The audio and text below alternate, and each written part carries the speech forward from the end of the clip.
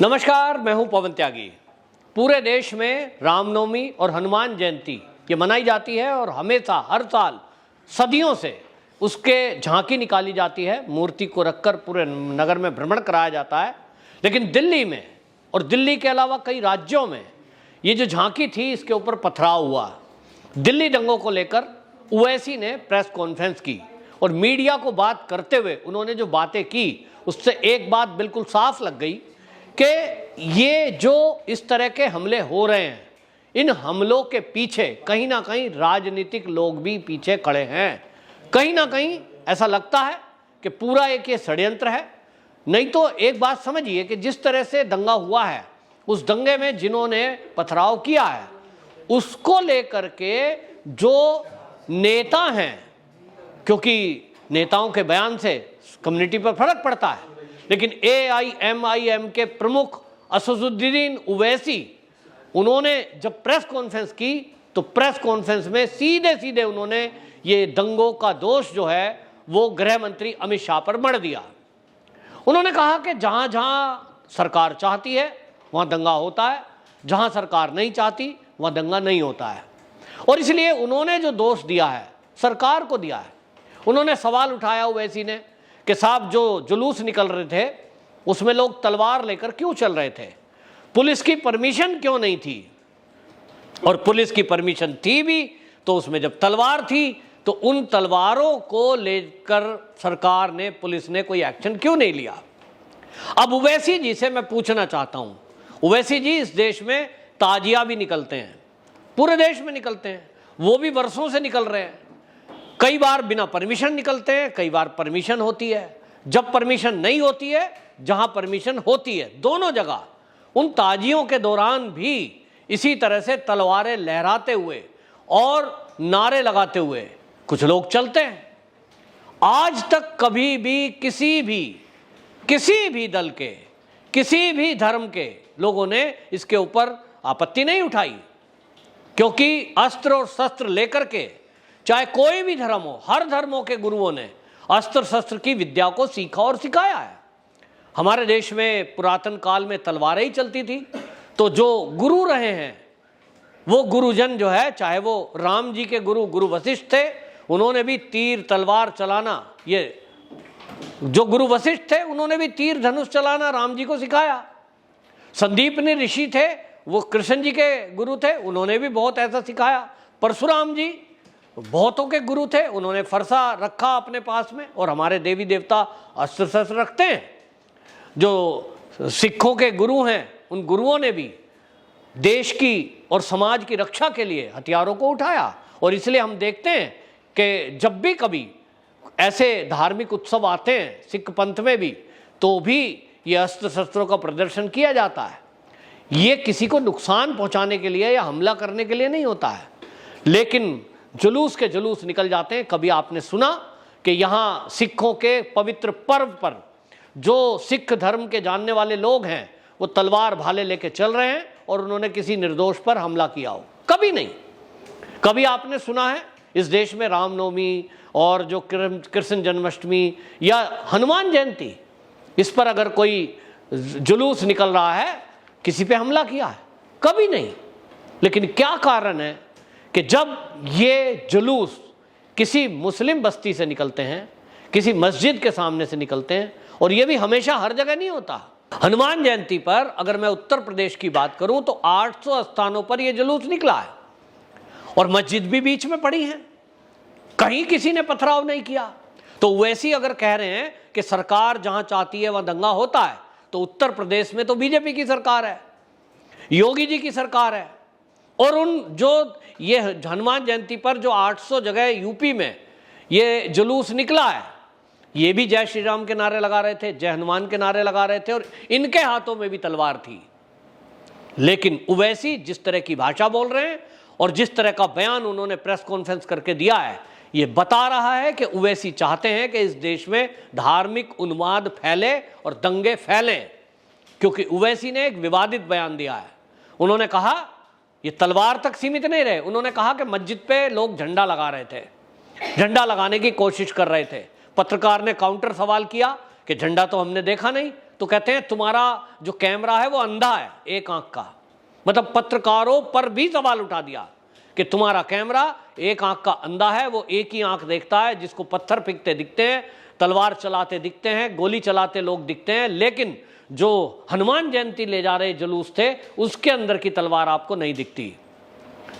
इस पर राकेश अस्थाना जो दिल्ली पुलिस कमिश्नर हैं, पत्रकारों ने उनसे सवाल पूछा कि ओवैसी जी ने प्रेस कॉन्फ्रेंस में कहा है कि दंगा इसलिए हुआ दिल्ली की जहांगीरपुरी में कि वहां मस्जिद पर लोगों ने भगवा झंडा लगाने की कोशिश की। इस पर राकेश अस्थाना जो कि दिल्ली के पुलिस कमिश्नर हैं, वो बयान देते हैं और पूरी जिम्मेदारी के साथ उन्होंने बताया कि ऐसी कोई भी घटना नहीं हुई, झंडा लगाने के प्रयास में यह दंगा हुआ ही नहीं। तीन दल निकले थे, उनमें से एक दल को केवल इसलिए रोक दिया गया कि मस्जिद के सामने से आप राम जन्मभूमि, राम के गाने और हनुमान जी के भजन ये नहीं चलाते निकलोगे। डीजे को तोड़ा गया, जिस गाड़ी में वो उनका स्पीकर साउंड सिस्टम था उसके ऊपर कुछ लड़के चढ़ गए और उसको तोड़ने की कोशिश की और तोड़ा। दंगा इसलिए भड़का, विवाद यहां से हुआ। लेकिन ओवैसी इसको मोल्ड करते हैं और मोल्ड कर रहे हैं इस तरफ से। एक तो पहली बात वो क्या कह रहे हैं कि वो जो जिसको पकड़ा है, जिसको मेन आरोपी पुलिस ने बनाया है, वो तो समझाने गया था कि जिनके हाथ में तलवार थी उनको कह रहा था बेटा आप ऐसा ना करो, ये तलवार वलवार लेके मत आओ। मतलब समझिए कि पुलिस कह रही है कि दंगे का मुख्य आरोपी षड्यंत्रकारी जो है हमने उसको गिरफ्तार किया है, और ओवैसी कह रहे हैं कि वो तो शांति स्थापित करने गया था। तो अब इससे ज्यादा क्या हो सकता है। ओवैसी जी एक जाने माने वकील भी हैं, तो वो सीधे वकील बन गए हैं और वकील बन करके प्रेस कॉन्फ्रेंस कर रहे हैं और दंगाइयों का फेवर करते हुए दंगाइयों को क्लीन चिट दे रहे हैं। और दंगे का दोष किस पे लगा रहे हैं? गृह मंत्री अमित शाह पर, सरकारों पर जहां जहां दंगे हुए, और वो जो धार्मिक रामनवमी या हनुमान जयंती पर जो जुलूस निकाल रहे थे उन पर कि साहब आपके हाथ में तलवारें क्यों थी, आप ऐसे भजन क्यों चला रहे थे, वो नारे क्यों लगा रहे थे। कौन नारे लगा रहा था भाई? मस्जिद के सामने क्या कोई नारे लगाता है कि इस देश में रहना होगा तो आपको ऐसा ऐसा कहना होगा? कोई नहीं लगाता, कहीं किसी ने लगाया होगा। झंडे की फोटो भी नकली है। पिछले दिनों दिग्विजय सिंह को इसके मामले में मध्य प्रदेश सरकार ने एफआईआर की है। इसका मतलब यह हुआ कि दिग्विजय सिंह हो कांग्रेस के या ओवैसी, ये इस बात को मुद्दा बनाकर देश में आग लगाना चाहते हैं कि मस्जिद पर भगवा झंडा लगाने का प्रयास हुआ। ये इस तरह की साजिश है कि जो अपराधी हैं उनके साथ खड़े हो जाओ। ये वही लोग हैं जो देश में आतंकवादियों को भी जी कहकर बात करते हैं और आतंकवादियों का पक्ष लेते हैं। ओवैसी ने आपत्तिजनक बात की और उन्होंने पुलिस के बयान को यह कह दिया कि जब कि पत्रकार ने पूछा कि जो आरोपी हैं उन्होंने स्वीकार किया है, एक जिसने फायरिंग की थी, पुलिस वाले को गोली मारी है, उसकी मां ने स्वीकार किया है। तो ओवैसी जी क्या कहते हैं कि पुलिस जो बकवास करती है इस पे इसका कोई कोर्ट में प्रूफ नहीं चलता, बकवास सब इस्तेमाल कर रहे हैं। यानी वो दिल्ली पुलिस के जो कमिश्नर हैं, जो अधिकारी हैं, उनका भी अपमान कर रहे हैं बकवास शब्द कह करके। क्या पुलिस बकवास करती है? तुम तो बयान करोगे, और पुलिस का कमिश्नर अगर कोई बात रख रहा है जो कि सीनियर आईपीएस अधिकारी है, आप उनकी बात को बकवास कहते हो, तो यह बढ़ावा देना दिखाई दे रहा है। वहीं आपको बताऊं, उत्तर प्रदेश की एक नेता है रुबीना खानम, उनका एक बहुत ही आपत्तिजनक बयान सामने आया है और मैं बता रहा हूं कि इस पर तो निश्चित रूप से योगी जी काम कर ही देंगे। बड़ा भयंकर भड़काऊ बयान उन्होंने सामने दिया है। मैं ये बताना चाहूंगी कि मुस्लिम समुदायों को छेड़ने की कोशिश ना की जाए। अगर ऐसा हुआ तो हम महिलाएं मोर्चा संभालेंगी और तुम्हारे मंदिरों के आगे बैठकर अपने कुरान का पाठ करेंगी। अब ये बताइए, समाजवादी पार्टी की रुबीना खानम जो बोल रही है, ये ऐसा बयान क्यों दे रही है? मस्जिद जो है वो आपके और आपके घर, आप धार्मिक पाठ करिए। कोई आपने देखा है कि धार्मिक पाठ करता हुआ कोई हिंदू सड़क पे बैठ के धार्मिक पाठ कर रहा है? आप किसको कह रही हैं कि जो है मुस्लिम समुदाय को, वो कैसा बयान दे रही है? मुस्लिम समुदाय को छेड़ने की बात ना करें। कौन छेड़ रहा है भाई? आपने सुप्रीम कोर्ट की गाइडलाइन और सुप्रीम कोर्ट का कानून है, बाकायदा सुप्रीम कोर्ट ने इस मामले में एक आदेश पारित किया है कि पूरे देश में एक लिमिट से ज्यादा आवाज में कोई भी साउंड सिस्टम चलाना ये मना है। जबरदस्ती किसी के कान में हम तेज आवाज नहीं पहुंचा सकते। और इसी कानून का हवाला देते हुए देश में ये बात हो रही है, महाराष्ट्र में ये बात हो रही है। महाराष्ट्र में भी ये कहा गया कि बॉम्बे हाई कोर्ट का फैसला है कि लाउड स्पीकर जहां अवैध रूप से लगे उनको हटाया जाए। तो आप हनुमान चालीसा की बात कहां से आई? इसीलिए आई कि आप मस्जिदों से लाउड स्पीकर नहीं उतारते तो हम अब हनुमान पाठ करेंगे हनुमान चालीसा का। कानून सबके लिए बराबर है, लेकिन समाजवादी पार्टी के लीडर हो या ओवैसी, ये देश में फिर से दंगा लगाकर आग भड़काना चाहते हैं। ये देश में दंगा भड़काना चाहते हैं। आखिरकार क्यों?